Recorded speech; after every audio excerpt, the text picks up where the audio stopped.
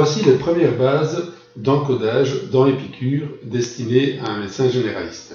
Lancez votre programme, puis sélectionnez votre nom dans la liste si vous êtes plusieurs utilisateurs, mettez votre mot de passe et cliquez sur Go.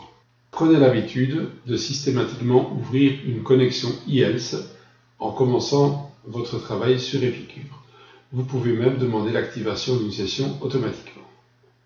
Je me connecte avec ou sans carte d'identité et j'ai accès pour la suite à toutes les facilités de MyCarenet. Pour créer un patient, cliquez sur le bouton ici à gauche, Créer un patient. Vous pouvez le créer manuellement en complétant les diverses cases ou l'idéal est de faire une lecture de carte d'identité.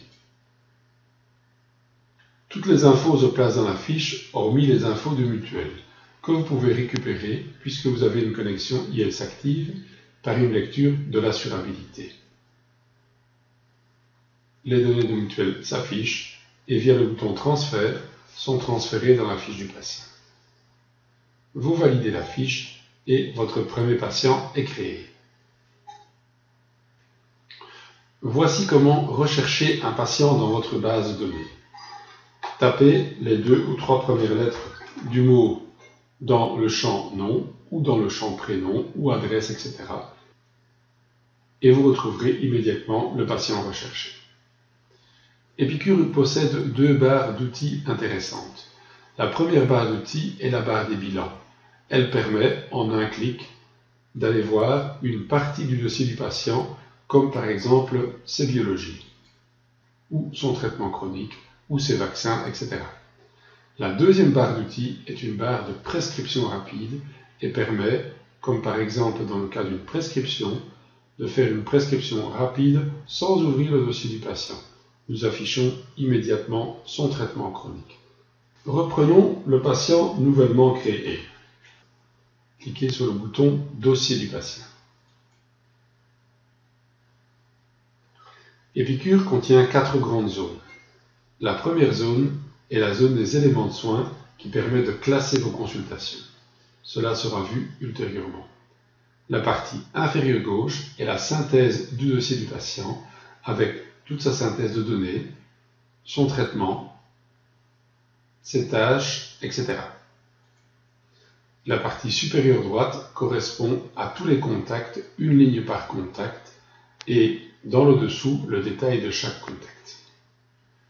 Nous allons prendre l'exemple d'une nouvelle consultation. Je clique sur le bouton Créer et j'ouvre ma première consultation paramétrée via le module SOAP. Le curseur clignote dans le motif du contact. On peut y noter, par exemple, de la toux grasse.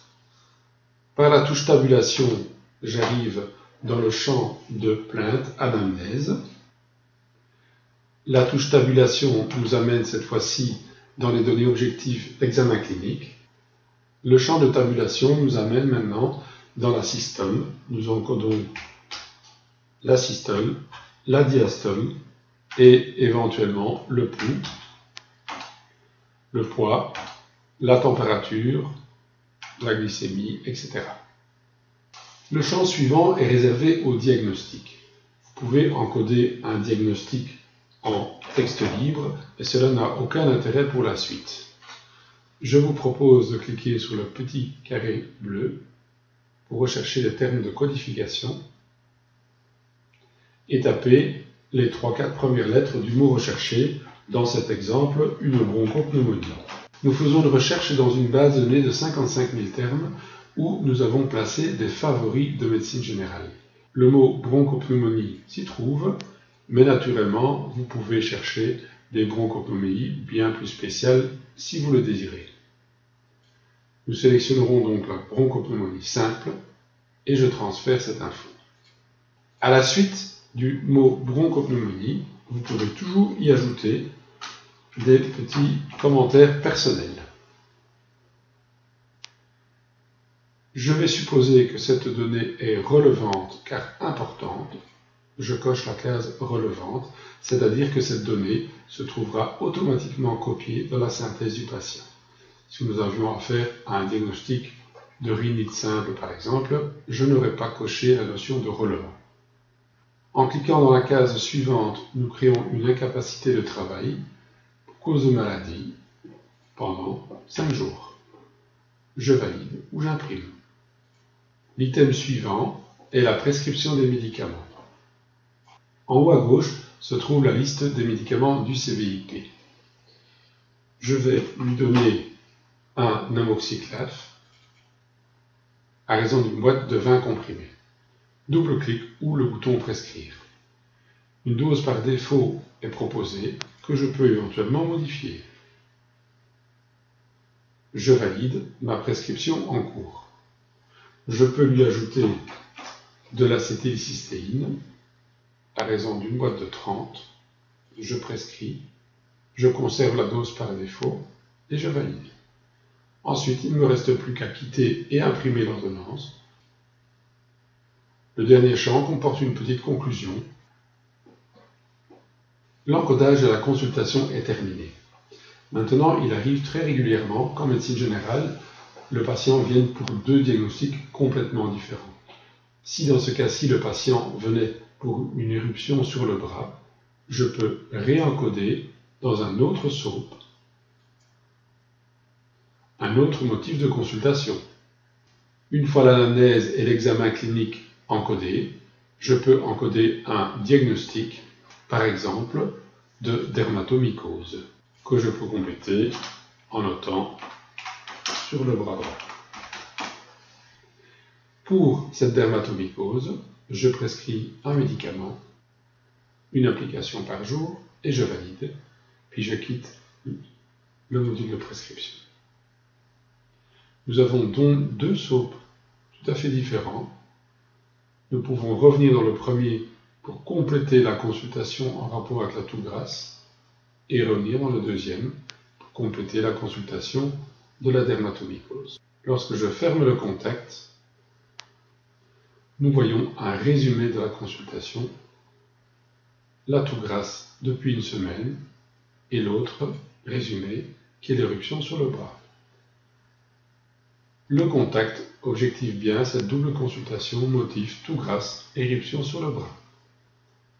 Vous remarquerez que le dossier s'est complété dans la partie inférieure gauche et le traitement en cours a été repris automatiquement dans cette partie-là également. Je ferme le dossier. Supposons que cette même personne revienne 15 jours plus tard. Je recherche son nom. J'ouvre son dossier. Je crée une nouvelle consultation. Le motif étant une dyspnée importante. J'encode l'anamnèse, l'examen clinique, la tension, etc. Et à ce stade-ci, je vais lui demander une radio du thorax. Le SOAP comprend l'encodage de base d'une consultation. Motif, anamnèse, examen clinique, biométrie, incapacité de travail, le diagnostic et le traitement. Si vous voulez encoder d'autres points, d'autres items, utilisez le ruban des outils qui se trouve là. Dans ce cas-ci, je vais lui demander une radio du thorax. Je tape les 3-4 premières lettres de l'endroit recherché, le thorax, et je complète ma demande. Je peux imprimer cette demande directement.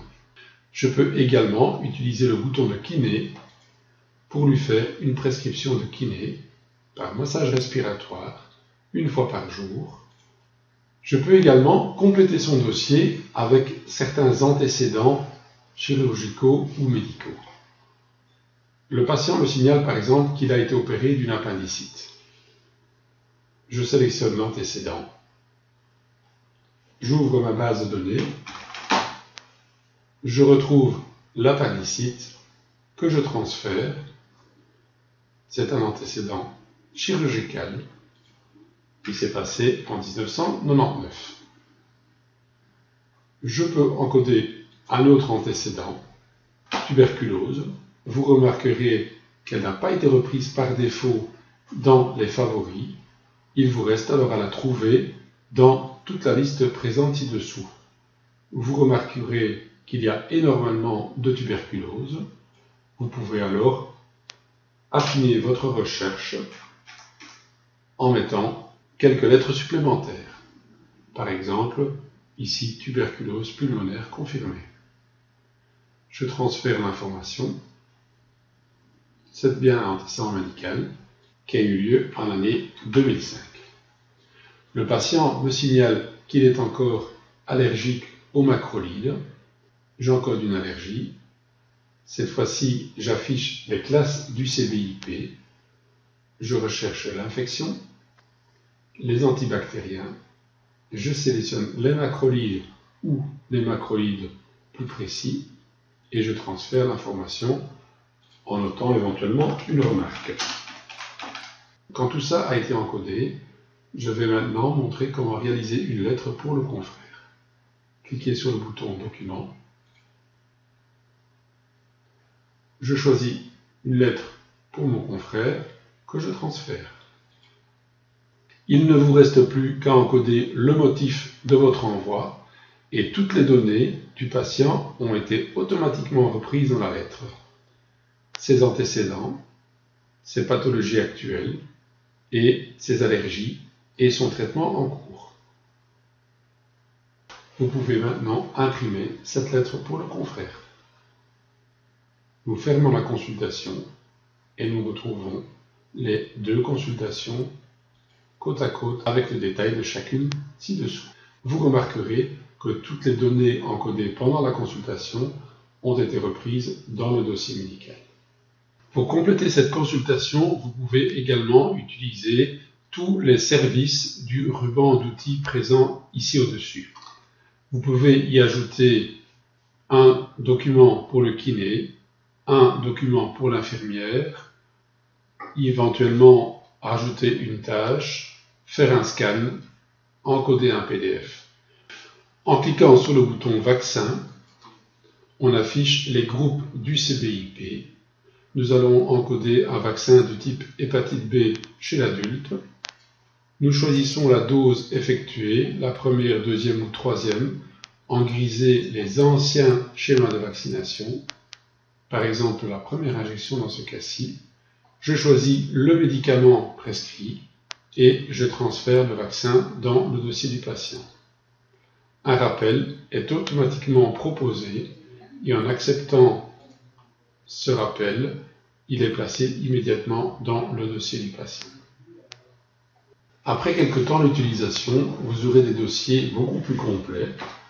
Comme exemple pour ce patient, vous retrouverez en un coup d'œil ses tâches à faire, toute la synthèse de ses diagnostics, antécédents médicaux, chirurgicaux, facteurs de risque et son traitement chronique. Vous retrouverez aussi tous les contacts du patient ainsi que le détail de chaque consultation. Voici maintenant comment vous pouvez très facilement mettre de l'ordre dans le dossier de votre patient.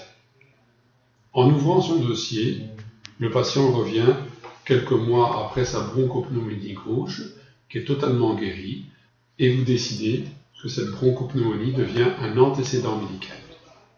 Vous le sélectionnez, cliquez sur Voir, choisissez non plus Diagnostic, mais Antécédent médical. Éventuellement, vous pouvez mettre une date de fin différente de la date du jour, et vous validez. Le diagnostic disparaît au profit d'une bronchopneumonie gauche en antécédent médical. Voici également comment vous pouvez mettre de l'ordre dans votre dossier en utilisant les éléments de soins. Les éléments de soins sont l'équivalent de petits signets dans le dossier papier du patient qui permettent de retrouver très rapidement une consultation. Je veux par exemple placer cette consultation de bronchopneumonie dans un élément de soins de type pneumologie. L'élément de soins par défaut sont là, et l'élément de soins pneumologie n'existe pas encore chez le patient. Nous allons l'ajouter en choisissant un élément de soins de type terme personnel. Par défaut, la liste des éléments de soins des piqûres est vide. Vous pouvez créer vous-même un élément de soins primaire ou secondaire, ou vous pouvez utiliser la liste fournie par Epicure par défaut. Je transfère toute cette liste dans Epicure.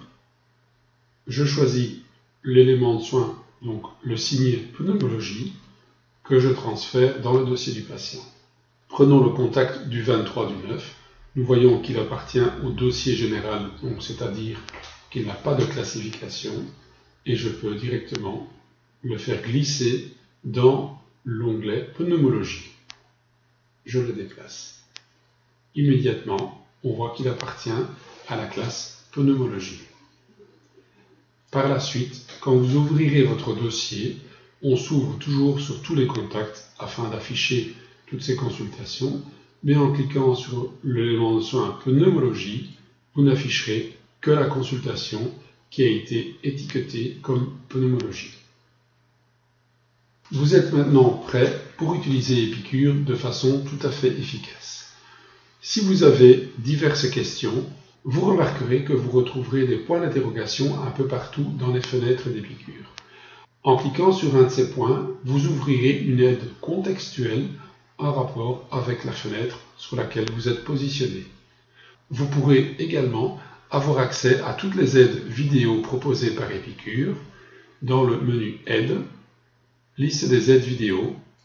Vous arriverez sur l'aide en ligne d'Epicure dans l'onglet des aides vidéo où vous pourrez choisir une de ces vidéos courtes et efficaces.